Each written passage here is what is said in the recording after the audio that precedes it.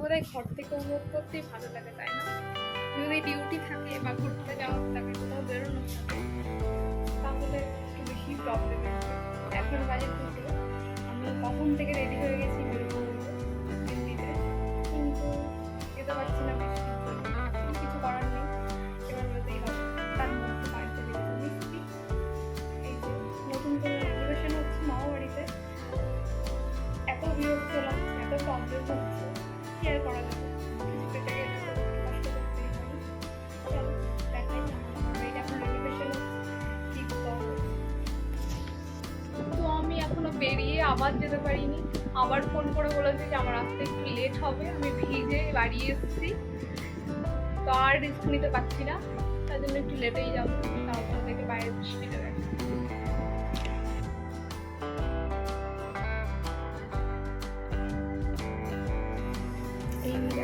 চারিদিকের অবস্থা এখন ভীষণ খারাপ। কিছুটা কালার করা হয়েছে, মানে এখন মনে হচ্ছে যেন ওই বাড়িতে এখন কেউ থাকে না, এতটাই বাজে পরিস্থিতি।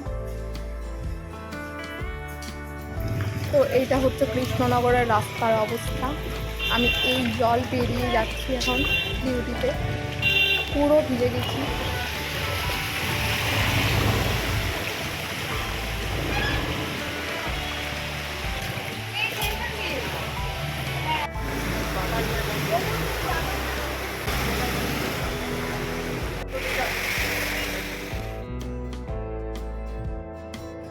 এই যে আমি এখন বাড়ি ফিরছি বাপিনিতে। মাঝখানে একটু দাঁড়িয়েছিলাম, একটু তেলে ভাজা নেওয়ার ছিল।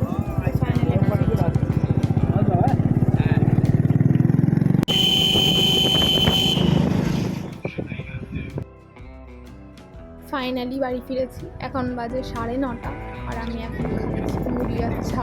ভালো লাগছিল না ঠান্ডার জন্য।